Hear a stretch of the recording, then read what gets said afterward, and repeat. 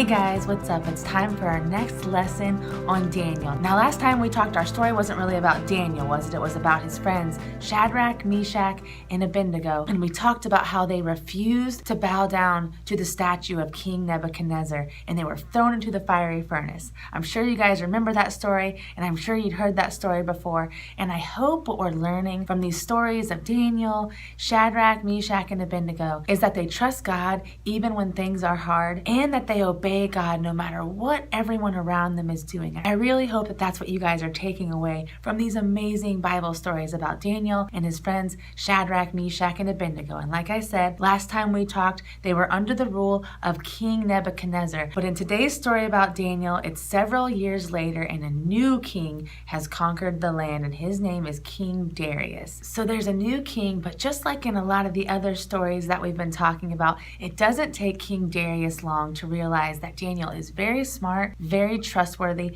and very honest. So even with this new King Darius, Daniel is put in a very high position. Daniel has authority over most of the people that live in the land. And once again, this makes a lot of the other top guys in the king's court jealous. Very jealous, very mad. They don't like that Daniel has all this authority, and they're trying to think of ways to take him down. But it's really hard because Daniel is such an honest and good person. So they know that the only way to kind of trick the king into punishing Daniel is to use Daniel's faithfulness to God against him. And so these guys know that Daniel prays every single day, 3 times a day. Daniel faces Jerusalem and he prays to God from an open window where everyone can see. So these men go to King Darius one day and they start by telling King Darius how much everyone loves him, and we really want to honor you and show you respect. So you should make a law that for the next 30 days, no one can bow down or pray to anyone but you. So they do. They get King Darius to sign a law that for the next 30 days,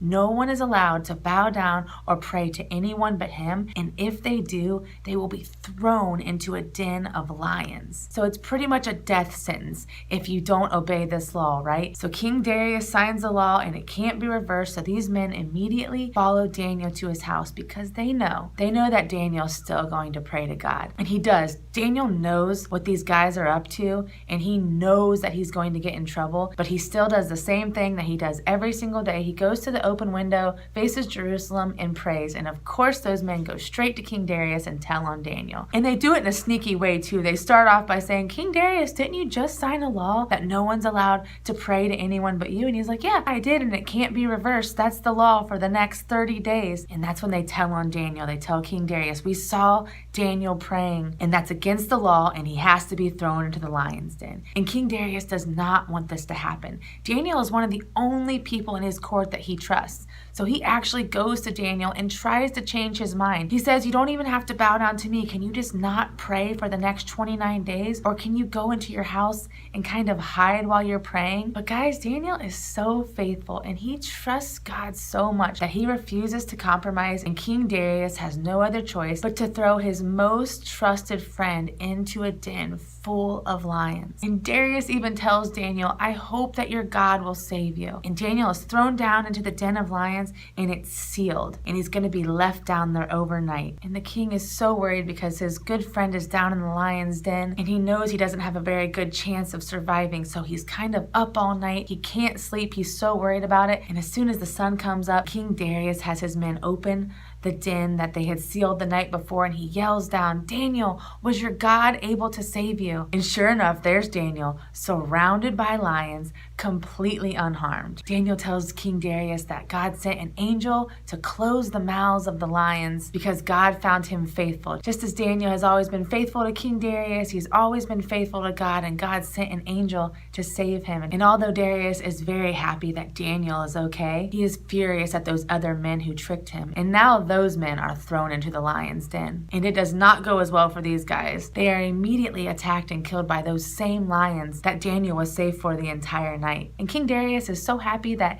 his good friend Daniel is safe, and he's also so impressed by the power of Daniel's God that he actually makes it a rule for all of his people to now worship the one true God, the God that Daniel has been so faithful to. And I know that all of you guys watching have probably heard the story of Daniel and the lion's den before. It's a really popular Bible Bible story, but even though you've probably heard that story more than once, I hope that you will always recognize how faithful Daniel is to God and how much he trusts God. The king even tried to give Daniel a way out, didn't he? He said, you can still pray, just maybe hide. I don't want you to be thrown into the lion's den. And Daniel didn't back down, did he? Daniel knew he would have to face those lions, and he still prayed to God just as he had done every other day because he trusted God that much. And this is actually going to be our last lesson on Daniel. We will start a new series of Bible story lessons next week. I wanted to end our story of Daniel in the lion's den doing something fun that has to do with lions. So today I am going to teach you guys how to make your own lion costume for a pet. I learned how to do this online, and now I want to teach you guys how to do it. It's really easy. All you really need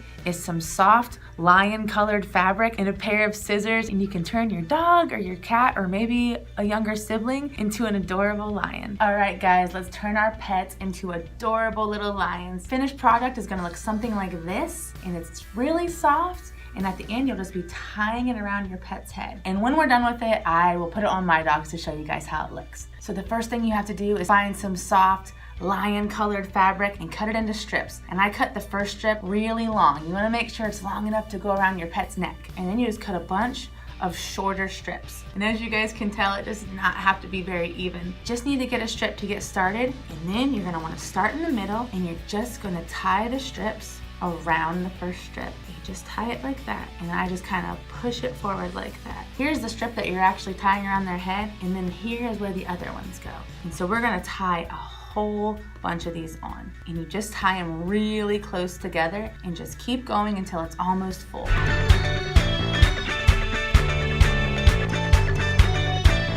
And so after you've tied your knots and filled almost the entire strip up with pieces of fabric, I left a lot of room at the ends so that I can tie it around my dog's head.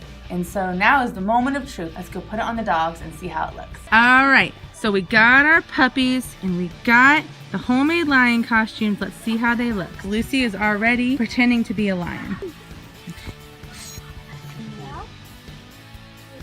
And if your dog doesn't like getting their lion costume on, just give them lots of kisses. I can't tell if Lucy looks like a lion or if she looks like she has a terrible wig on. That's what they thought about their lion names. All right, guys, my cute little lion is getting hot and tired, so I'm gonna take him in. But thank you for watching these Daniel lessons, and I will see you guys next week when we start a new series of Bible lessons. Thanks for watching. Bye.